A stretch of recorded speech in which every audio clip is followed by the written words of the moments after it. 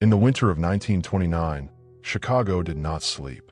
The city breathed smoke and violence.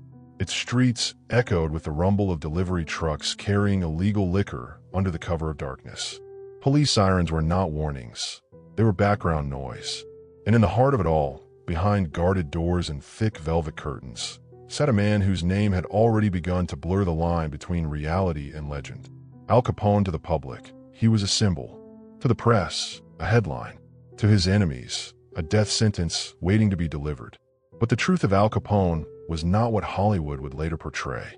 It was far colder, far more calculated, and far more brutal. Because Capone was not just a gangster who rose to power. He was a system, and that system began far from Chicago. It began in Brooklyn. On a quiet street in Brooklyn, New York, in 1899, Alphonse Gabriel Capone was born into a world already shaped by struggle. His parents, Gabrielle and Teresa Capone, were Italian immigrants who arrived in America chasing opportunity. Like many immigrant families at the turn of the century, they found something else entirely, a life of long hours, crowded tenements, and constant uncertainty. Brooklyn at the time was not the borough of polished neighborhoods and rising property values. It was rough, layered with ethnic enclaves and street-level survival. Violence was not unusual. It was part of the environment. Young Alphonse grew up quickly. He was not, at first, the monster history would remember. In school, he showed flashes of intelligence. But discipline was not his strength. By the age of 14, after striking a teacher during an argument, he was expelled. That moment, seemingly small, marked a turning point. He never returned.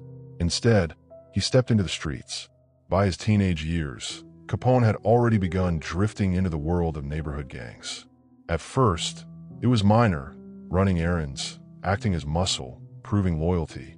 But in Brooklyn, loyalty often meant violence. And violence meant opportunity. It was during this time that Capone encountered one of the most influential figures in his life, Johnny Torrio. Torrio was not a reckless street criminal. He was something different, organized, strategic, controlled. Where others saw chaos, Torrio saw structure. He believed crime could be systemized, turned into a business. Capone noticed. And more importantly, Torrio noticed Capone. The young man had presence. He was physically imposing, sharp when he chose to be, and willing to do what others hesitated to do. That combination made him valuable.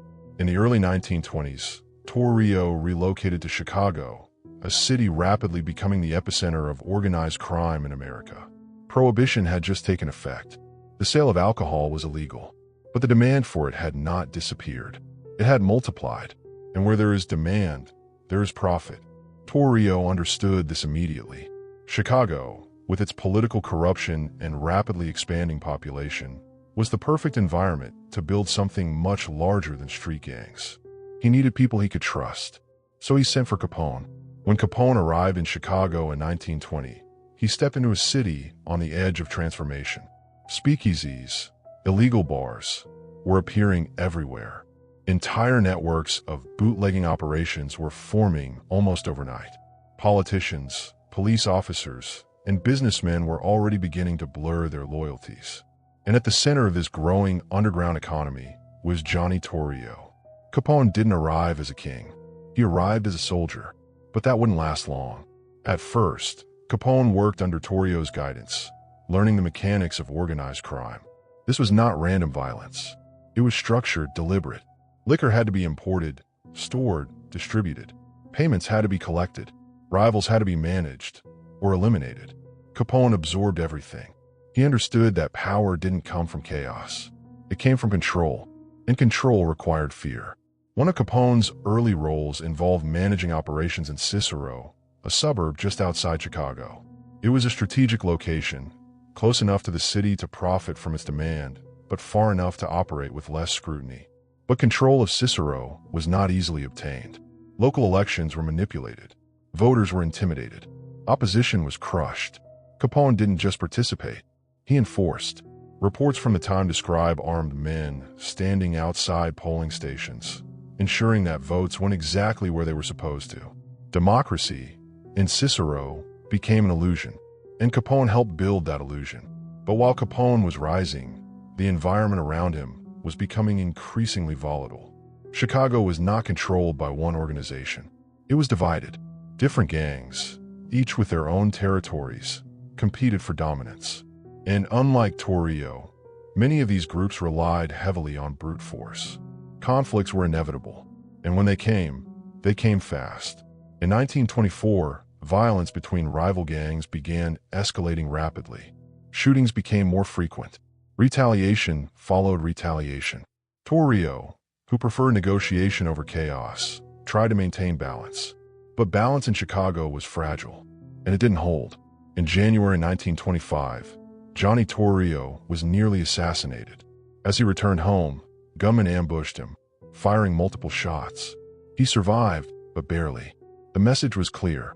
No one was untouchable, not even him. That moment changed everything. Torrio, shaken by how close he had come to death, made a decision that would alter the course of organized crime in America. He stepped back. He left Chicago, and he handed control to Al Capone. Capone was only 26 years old, but he now controlled one of the most powerful criminal operations in the country. And unlike Torrio, Capone did not hesitate. Within a few years, the operation began to grow. Under Capone's leadership, the organization expanded aggressively. Breweries were seized. Distribution networks widened. Profits skyrocketed, but so did the violence. Because Capone ruled differently. Where Torrio had been cautious, Capone was bold. Where Torrio had negotiated, Capone eliminated. Capone understood something fundamental about power in Chicago. Fear was more effective than diplomacy, and he used it relentlessly. Rivals who refused to cooperate disappeared. Others were made examples of. Public displays of violence sent clear messages. This was not random brutality. It was calculated. Each act served a purpose. Each death reinforced control. At the same time, Capone carefully crafted his public image. He was not hiding in shadows. He attended events. He spoke to reporters. He presented himself as a businessman, someone simply meeting a public demand. To many, he was even admired. During a time when Prohibition was widely unpopular, Capone appeared to be providing a service. But that image masked something much darker. Because behind the public persona was a system built on coercion, intimidation, and blood. By the late 1920s, Capone's organization was generating millions of dollars annually. He controlled vast portions of Chicago's illegal alcohol trade. His influence extended into politics, law enforcement, and legitimate businesses. He wasn't just a criminal anymore. He was an institution. But power of that magnitude does not go unchallenged. And in Chicago, there was always someone willing to take it. One rival in particular would push the city toward its most infamous moment of violence. A conflict that would not just define Capone's reign, but expose the true nature of his empire. Because the myth of Al Capone, the charismatic outlaw, the untouchable kingpin, was about to collide with a reality far more brutal than anyone wanted to admit. And when it did, Chicago would never be the same. By the late 1920s, Chicago had become something more than a city.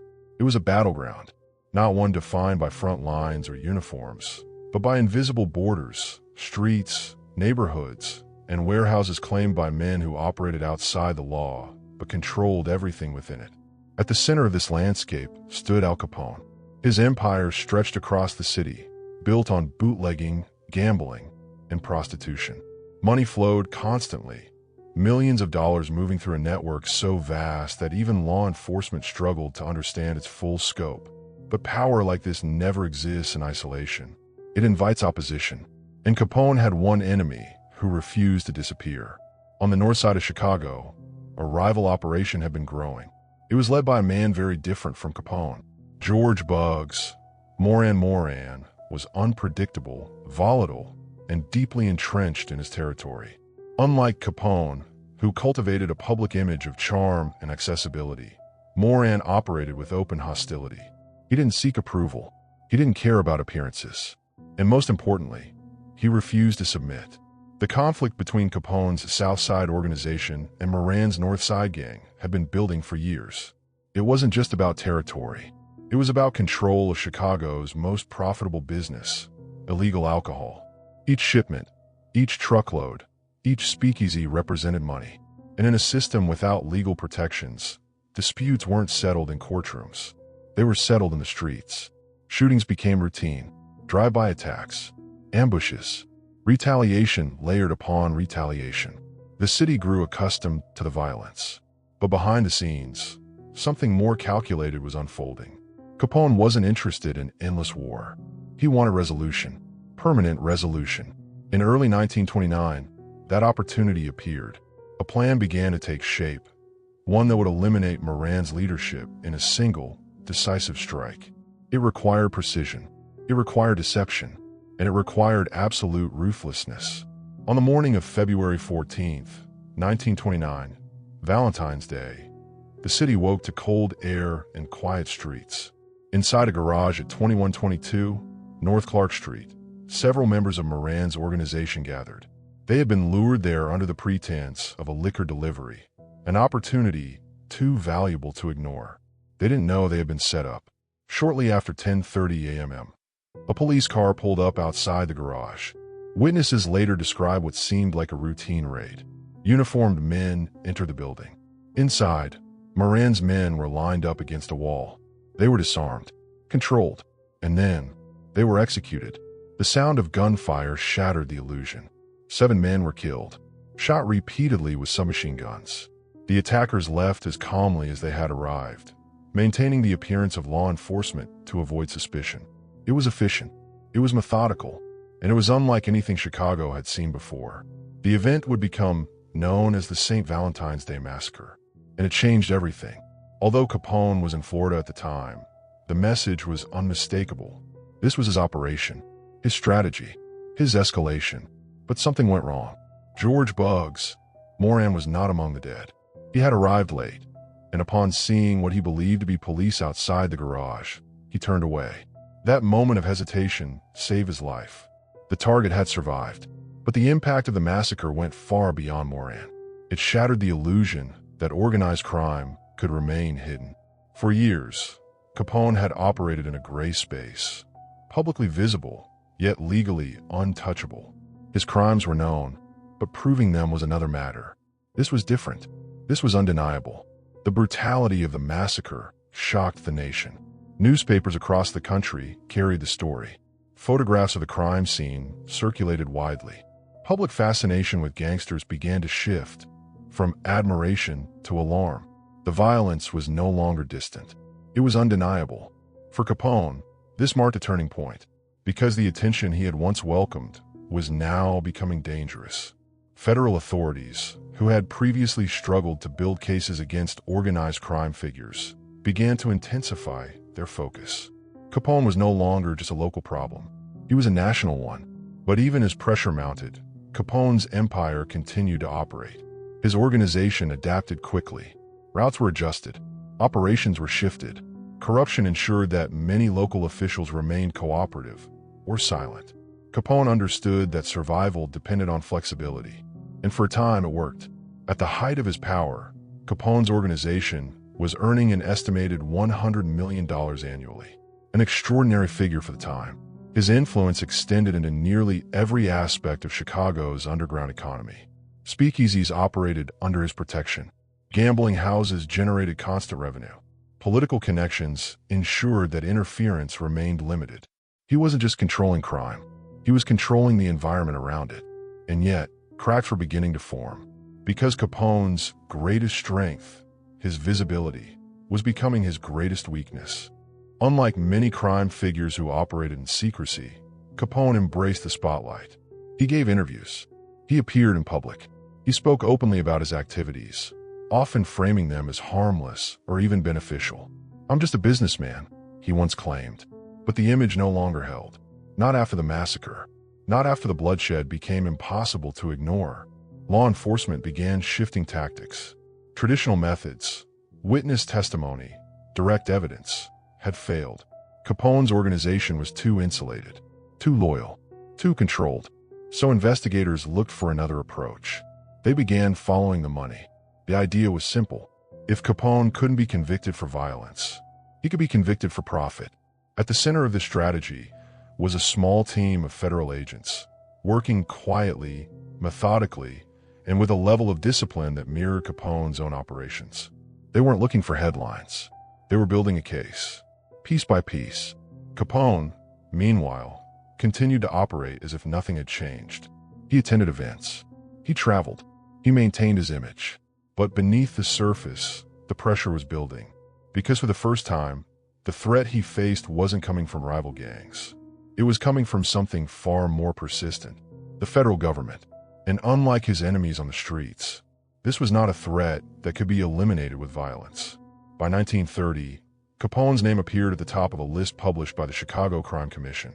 He was labeled Public Enemy Number 1. It was more than a title. It was a declaration. The man who had once operated with near impunity was now the primary target of a coordinated effort to dismantle his empire. And for all his power, there was little he could do to stop it. Because the system Capone had built, based on fear, control, and visibility, was now working against him. Every dollar, every transaction, every connection, it all left traces. And those traces were beginning to form a pattern. The story of Al Capone had always been one of expansion, of growth, of dominance. But now, for the first time, it was becoming a story of containment, and the walls were closing in. As the investigation deepened, Capone's world began to shrink. Associates grew cautious. Allies became uncertain. The same network that had once protected him now carried risk. Because anyone connected to Capone was now connected to a federal case. Still, Capone remained defiant. He believed he could outmaneuver the system. He always had. But this time was different.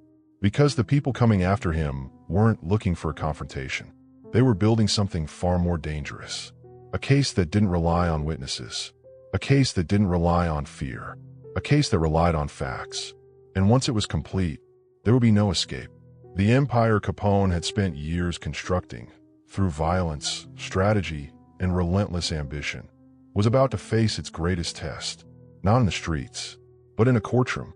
And unlike everything that had come before, this was a battle he couldn't control. In the early autumn of 1931, Chicago felt different. The violence had not disappeared. The streets were still marked by the echoes of gunfire and the quiet transactions of an underground economy. But something had shifted. The man who once dominated the city was no longer untouchable. Al Capone had spent years building an empire that thrived in chaos. He had outmaneuvered rivals, corrupted officials, and turned Prohibition into one of the most profitable criminal enterprises in American history. But now, for the first time, he was cornered. The investigation that had been building quietly behind the scenes was finally ready. Federal agents had taken a different path, one Capone hadn't anticipated. They hadn't focused on the violence. They hadn't tried to tie him directly to murders or gang activity. Instead, they followed the money. Every payment, every ledger, every unexplained transaction. And what they found was enough. On June 5, 1931, Capone was indicted on multiple counts of tax evasion. It wasn't the charge anyone expected. There were no references to gang wars, no mention of bootlegging operations, no acknowledgement of the bloodshed that had defined his rise. Just numbers. Income. Taxes unpaid. To the public, it almost seemed absurd. How could a man responsible for so much violence be brought down over finances? But the strategy was deliberate, because unlike his criminal operations, the financial records didn't lie. Capone initially believed he could control the outcome. He had, after all, manipulated systems before. Judges had been influenced. Witnesses had disappeared. Outcomes had been shaped behind closed doors. This would be no different, or so he thought. As the trial approached, Capone's legal team attempted to negotiate. There were discussions of plea deals, reduced sentences, quiet resolutions. But the government had no interest in compromise. They wanted a conviction, and they wanted it to be public. In October 1931, Capone entered the courtroom. For years, he had controlled rooms simply by walking into them. But this was different. Here, he wasn't the most powerful man in the building. He was the defendant. The trial moved quickly. Prosecutors presented detailed financial evidence, records of income that had never been reported, expenditures that couldn't be explained legally, a pattern of wealth that stood in direct contradiction to Capone's claims of legitimacy. Capone's defense struggled to counter it, because there was no simple way to explain millions of dollars in unreported income. And then came a moment that would define the outcome. The judge made an unexpected move. Concerned about jury tampering, a tactic commonly used by organized crime. The court replaced the entire jury at the last minute. Capone's influence, carefully cultivated over years, was suddenly neutralized. That decision changed everything. Because without control, Capone was vulnerable. On October 17, 1931, the verdict was delivered. Guilty, on multiple counts of tax evasion. Days later, the sentence was announced. 11 years in federal prison. It was unprecedented. For a man who had once operated above the law, it was a fall no one had imagined possible. The news spread quickly. The man who had been labeled public enemy number one was no longer a symbol of untouchable power. He was an inmate. At first, Capone was sent to the federal penitentiary in Atlanta. Even there, he attempted to maintain control. Guards were bribed. Privileges were negotiated. Communication with the outside world continued. For a moment, it seemed as though the old system might still function. But the government had anticipated this. In 1934, Capone was transferred to a new facility. Alcatraz Federal Penitentiary, located on an isolated island in San Francisco Bay. Alcatraz was designed for one purpose: control. There were no special privileges, no corrupt officials, no influence. Inside those walls, Capone was just another prisoner. The change was immediate. Cut off from his network, Capone lost the ability to manage his empire. Communication became limited. Authority faded. And without constant reinforcement, power disappears quickly. But there was something else happening. Something far more personal. Years earlier, Capone had contracted syphilis. At the time, it was untreated. And as the years passed, it began to take its toll. Inside Alcatraz, his condition worsened. His behavior became erratic. His memory began to fade. The sharpness that had once defined him, his ability to calculate, to strategize, to dominate, began to disappear. The man who had built an empire through precision and control was losing both. Prison records describe a noticeable decline. Capone became withdrawn, confused, at times childlike. The transformation was stark. By 1939, after serving just over 7 years, Capone was released. Not because he had completed his sentence, but because he was no longer considered a threat. He left prison a different man. Returning to Florida, Capone lived out the remainder of his life in relative isolation. The empire was gone. The influence had faded.